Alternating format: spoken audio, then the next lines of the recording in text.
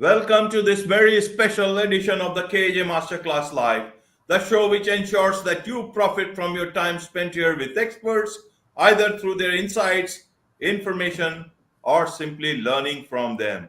And today we have Michelle DeKeyser, mama coach and community builder, and she is inspiring and empowering mamas. She's also an entrepreneur and a blogger. Welcome to the show, Michelle. Thank you so much, AJ, for having me. I'm so excited to be here and just learn from you and Thank share you. with your audience. Thank you. Thank you. It's an honor to have you on the show, Michelle. And we'll be talking about how do we make true connections in these times in 2023 and Yes. beyond. And that's a challenge. And since you focus on mamas, we will come to that. But firstly, about true connections, Michelle, what do you understand about true connection? What would you like to tell us about your understanding about true connection? What should the audience understand from you about this?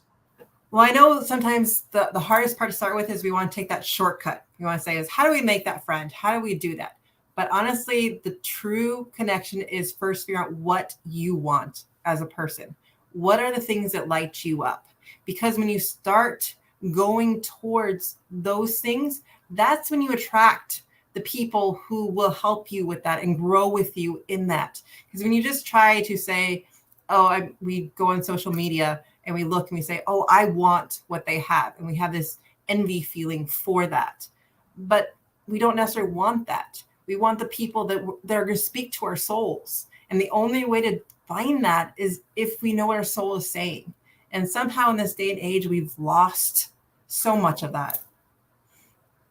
Right, Michelle. And you focus so much on mamas. Why is that? When you talk of mamas, what is true connection in that context? Well, for me, with starting out and going through is like where is your passion? Where again, looking at what lights me up.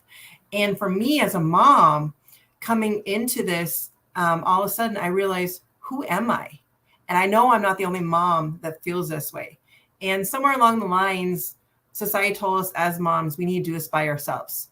I mean, when you look back and you think a lot about how we used to live in tribes, how we used to live in villages and do this together, all the women were always together. All of a sudden now we have our own little boxes, our own little cars, and we're supposed to know on how to do all this by ourselves, which is so not true. It's just not even in our innate abilities to do it because we need that connection, but that genuine connection. When we look, for instance, when I was in some groups, I felt like the connection we found was being negative. So we like, who had the worst day? Whose baby sped up the most? And you go through this negative spiral, and doesn't actually speak to you, doesn't speak to your soul. And so you want to connect and figure out what are things that I like doing. And when you start looking out and going towards that, then you start to bring the people that speak to you closer to you. And it takes longer than just saying, I'm going to go find this friend. Okay. Let's look at it this way then. Why do people feel disconnected? So that, when there is a need for true connection. What is it that you lose out when you are disconnected? And why do you feel disconnected in today's time? Why do mamas or anybody else, but specifically when you're talking of mamas, why do they feel disconnected? Several of them, and that is where the need for true connection also arises. The disconnect really comes from those learned behaviors where once we got that baby, all of a sudden, like, we got to take care of this baby and put all our energy into this. And we kind of pushed people away. And it wouldn't, not necessarily intentionally, or just, I mean, it is a beautiful thing to take care of someone else and do this. But all of a sudden, they get to a point where you do have those moments of pockets and they can start taking care of themselves. All of a sudden, you, for so long, have pushed everyone away and you learn the behavior that I got to do this by myself. All of a sudden, you look at yourself and say, how do I do that? It was that behavior that you pushed in. And so now it's about the disconnect is about relearning those behaviors. How do I make those connections? How do I talk to another person without feeling embarrassed or shameful, or look back at those friends I had or want to make new connections with, saying, well, I pushed them away and now no one's going to want anything to do with me. And so how do we do that is what the question comes down to being. And What I've learned from that is that we really need to do it by coming together and taking those small steps together to have those conversations and discussions and being vulnerable with each other. But it's not easy. And so for me, with Connecting Mamas, I want to create that space to allow them to have that time and that space to have those conversations and to start those baby steps. And I specifically want to do it virtually because we need to start those small steps. And virtually, that group can go anywhere with you. So if you move, you would still have your group that you got from Connecting Mamas. But then as you start to practice those steps and practice talking and being vulnerable with them, you start to then be able to take that and have that confidence then to take to your in-person life and find those in-person friends and that connection that you also need. Because we do need that physical connection. But it just starts with those baby steps and learning those behaviors again of how do we connect without being embarrassed by it. Right, Michelle. Right. Now, to understand from you better, how did you come to connecting mamas? I'm sure if I understand, it was not an easy journey, not an easy realization for you, and you then finally came out to helping others. But for the audience, if you could share a bit of a background, somewhere maybe around COVID and early to that, when you were not the same as you are at the moment. It's funny, kind of one of my big dates for me is September 1st of 2020. So kind of in the midst of COVID, it was a big day where I felt for me, I had this feeling of like a fog over me. Like I didn't know what I wanted. My kids were starting to get to the point where like I said, I would have those pockets of time, but I would fill those pockets of time with TV or Candy Crush or things that just didn't fill me up. And then I feel worse for feeling like I'm wasting that time. So on September 1st of 2020 was actually the day that I decided, well, as a family, we decided we were going to homeschool our kids because of COVID. My husband and I both had people who had cancer, and we, not knowing the effects of COVID and everything, we decided that we would homeschool them. And on that same day, I also started a program called the 75 Hard. And that was something for me, where it was the first program that actually took me through a year-long journey. That when I started on day one, my husband was one of those programs where he looked at, he goes, okay, when's she going to quit? And you could see the look on his face, like she's not going to do this. And for the first time, I think I just had come to the point where I didn't know how it was going to help propel me forward, but I needed something that was going to shake me up.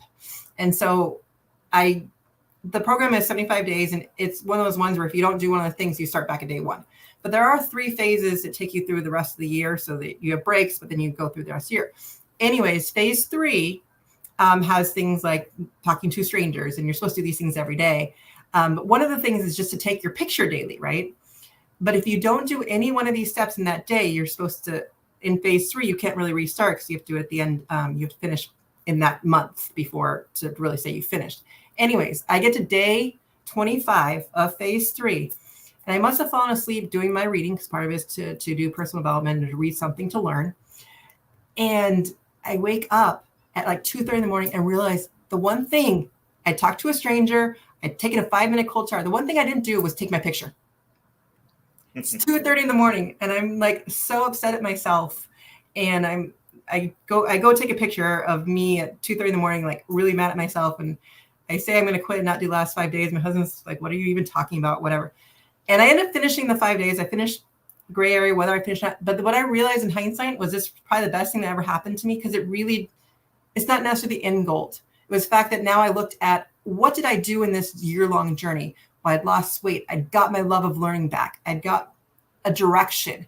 And that's what it really comes down to is really being able to enjoy that journey. And that was kind of like an eye-opener for me, that's really what it's about, is that we take these days and we try to have as many moments in each day. We don't need to wait till tomorrow to pick one thing today that we can plan to enjoy. And it doesn't have to be a long thing. You can just say, tomorrow, I'm going to take this 10 minutes and I'm going to do this because I know I'm going to enjoy it. And the more we get that curiosity and figure out what those things are, the more it compels and it moves us forward further and further.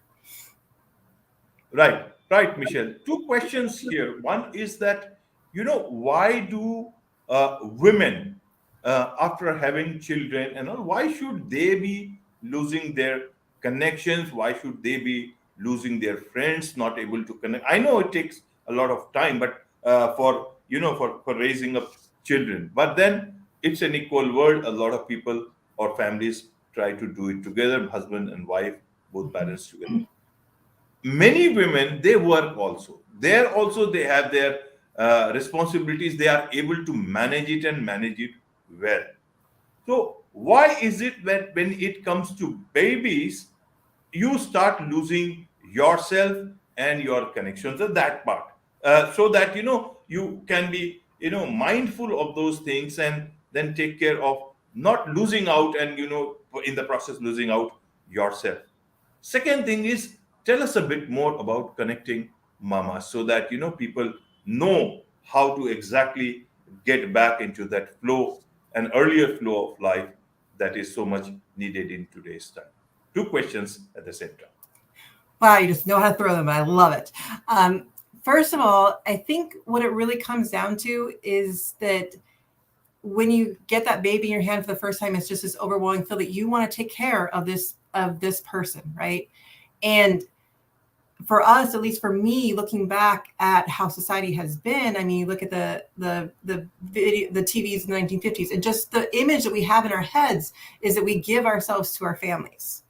And so until we start to say that that's not the way things have to be, that if we start to give more to ourselves and we see that model for our kids, that's when things start to change. But I look at our model that a lot of us had as young girls, is this model that you give yourself to your family, that all of a sudden all your friends now become whoever the kids' friends are. Like you might become friends with the moms of the kids, but it's not necessarily someone that you would connect for.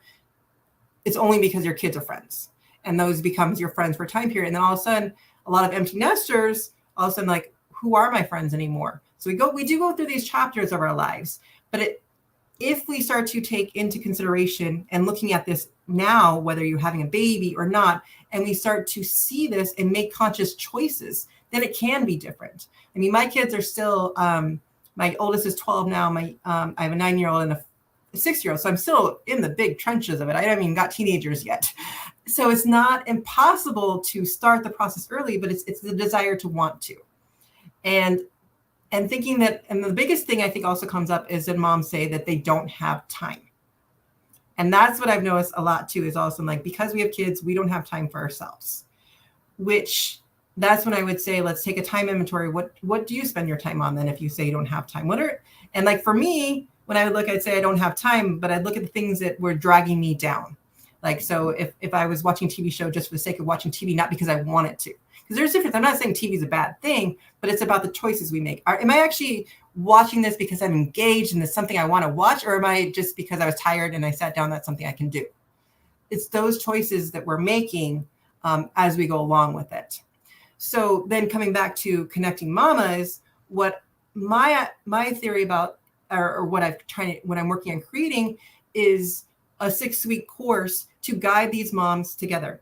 I just love, like, as I said, connecting people. And so ultimately I have a check-in process that we go through. And so C stands for curiosity, where we've been talking a lot about curiosity. H is for honesty. E is for expectations. C is for connection. And then K is for keep listening. And then intentional. Now, the point though is with the connecting part is when you're in the Zoom room in this group, I want to give those moms a 3 to 5 group that they will take with them at the end of this course. Because this isn't a sprint. This isn't, okay, today, this is the end all be all, I'm done. This is your life. This is your journey. So we want people who are going to be in this, who want to do this with us. And so this is what I call a growth ship, because you want to take those women with you and then have the guidance of, how do I run this and keep this going? And how do we grow? And what are things that we want to learn? Maybe we want to learn guitar together. Maybe we want to learn how to draw together. It doesn't have to necessarily be personal development. It's just about enjoyment and supporting each other and finding the right people. And so I kind of want to be a matchmaker for those moms and put them all together and just create these women's circles to flourish and to bring the joy to each other, and then pass it on to their families and do more with their kids and find the things that they enjoy doing with their kids. Right, right. So, if I understand correctly, Michelle, is that you lose out on the external connections. But in the process, why does it happen that you lose out on connecting with yourself? How does it happen? You are with yourself all the time. are the external forces, external influences, or even to that extent, even social media influence, is it so strong that a very strong women are considered to be quite strong as well as vulnerable at the same time. But is it so much of influence from outside or even some changes in life that you can lose out on yourself? How does that happen, and how do you make that true connection with yourself, with connecting mamas?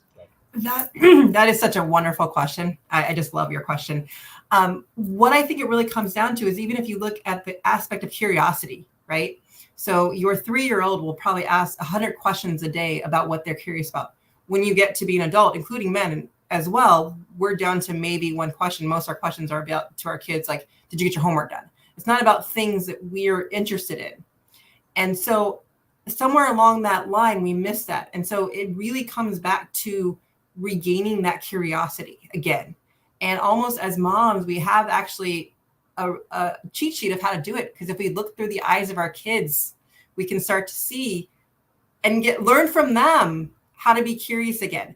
But I think that's where we lose it because we get so in the busyness of just getting things done. Let me get my to-do list done. Let me get this done. Let me get the kid to this thing, that we don't take time to think about it or to even explore with it. And if we get that curiosity back, that's what's going to propel us forward and to figure out what we want or who we are anymore. Right, right. Now, herein comes the role of the man of the family or the partner. What is it that men have missed, are missing out amidst all this thing that is happening with somebody that they love so much? Or why is it that they are not able to play as much active role at that is required, because women are actually facing a difficult time, which is also a very happy time for them, for the family. So what is it that men should do? What is it that they can do? Where is that most activeness part comes in? What is it that women are not able to tell them to be, to be with them, to be, to help them be themselves, and to keep their connections also alive, to have their own self alive in terms of connections outside as well as inside, because it all takes two to tango, and one person cannot do all the things together alone. How does that work? Men should also know they had to be there. And again, I think it comes down to what men want to do. Like for my situation, like my husband doesn't necessarily want to do all the personal development or things like that. But if I bring a suggestion to him, he's willing to try it, partake in it, do it. But it also depends if they're willing or they don't want to. So for men that are willing, I would say for them to go figure out start with what they want to do. What desires drives him? Again, I think the problem is we're trying to do something for someone else. And so if the man really wants to help, he wants to figure out what's going to bring him joy and make that connection a genuine connection with his wife, not trying to solve what's going on with her, but to bring his light to her in what he wants to do, and to try and maybe suggest maybe reading a book together or doing some of these things together, and maybe going in and saying, well, let's look at some of these courses, or let's look at a retreat, or let's look at something, and what's something we both want to do, and try that. And it's not anyone's one job to fix someone else.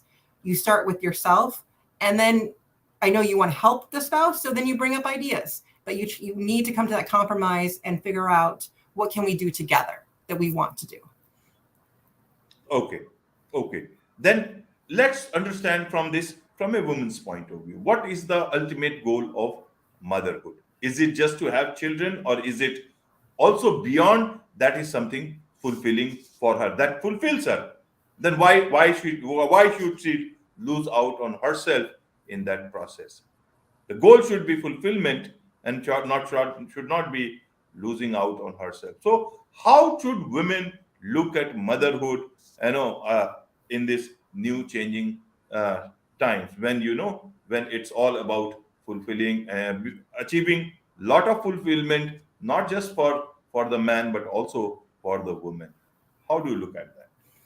I think part of it is that for so long we were looking at like our whole goal was to make sure our kids are happy and our kids are doing what they need to do, that they're getting all their activities in, that they're doing all these things.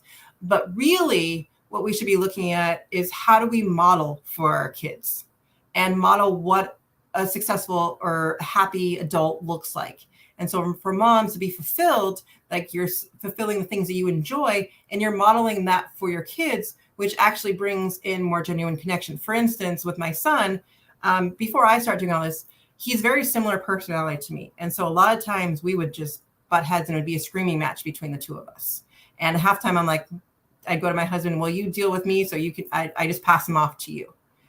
But as I've been working through this and learning more about how to connect and how to be with them, and he sees my joy in doing entrepreneurship and he sees my joy in wanting to do this, I never would have first saw him wanting to help me make a YouTube video.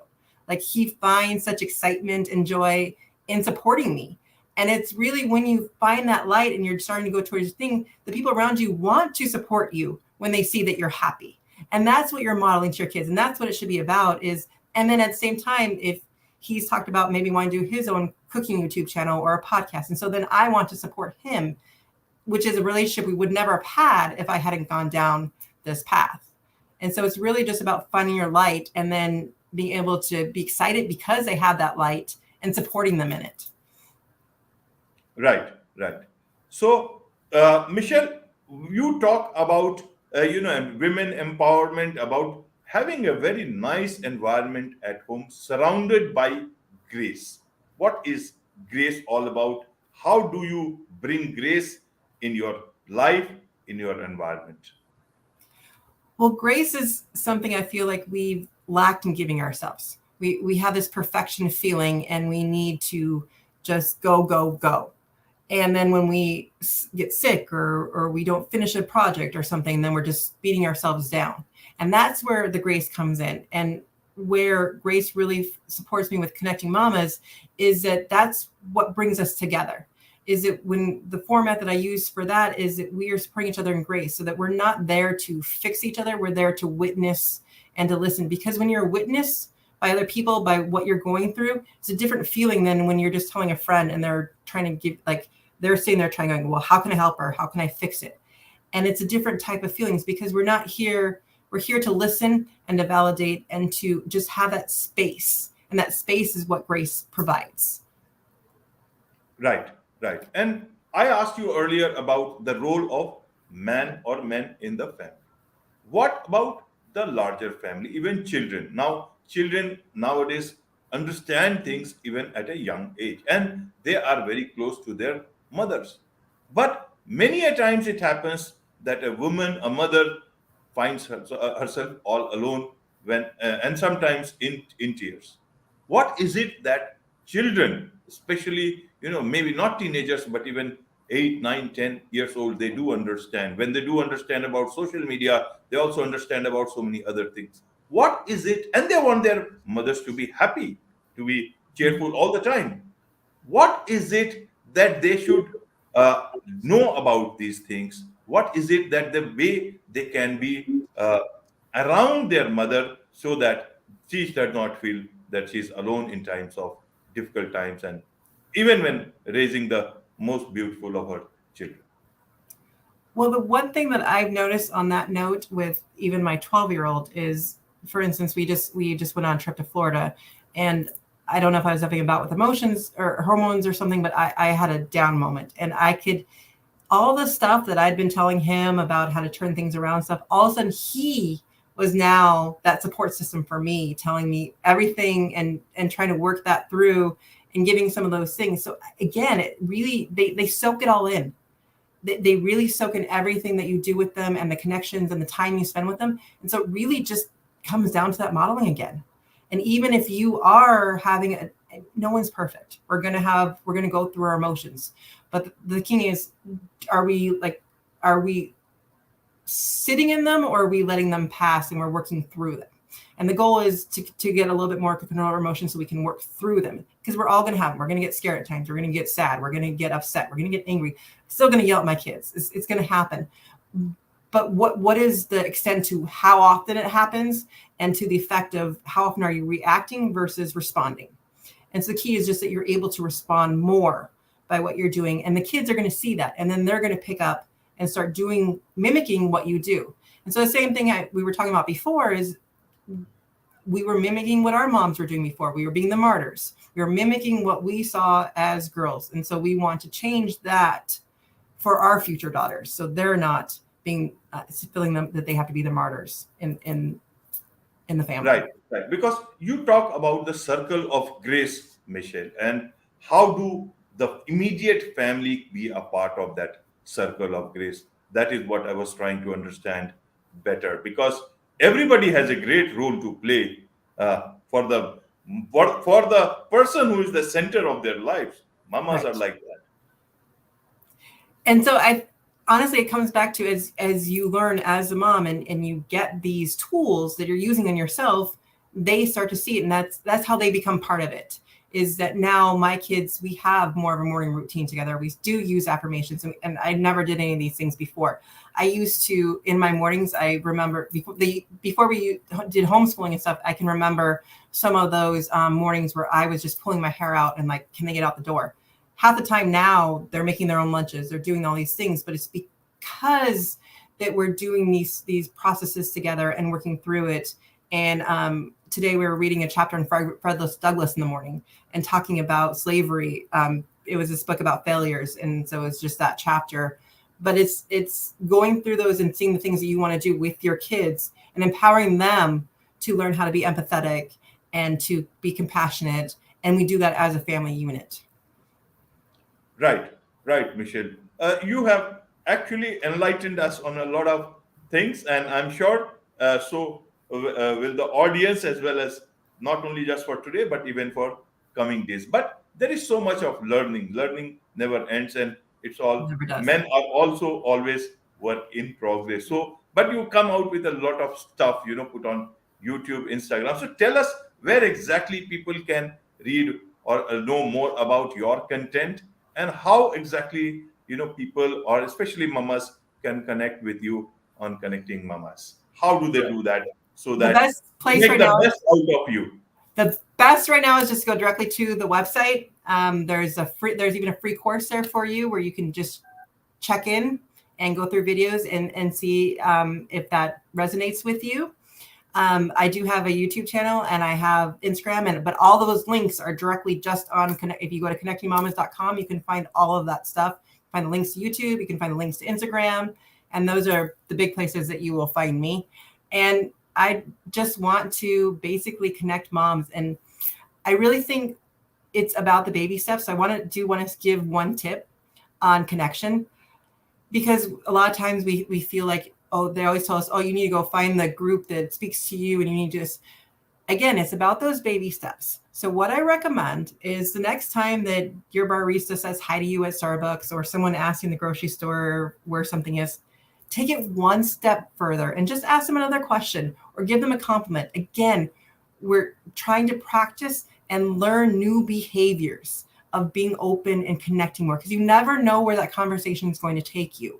And so just take the small step. We don't need to go for large steps. Let's just do the baby steps to propel ourselves forward and start the action and connect more with others. Right, Michelle, right. My last question to you, Michelle, is that September 2020, around that, during COVID, and today, life must have changed for you quite a lot. Now you are contributing, you are giving to others, and in that process, receiving. Now, where do you want to go from here? Where do you see yourself? How do you feel? Do you feel more connected? Do you feel more fulfilled?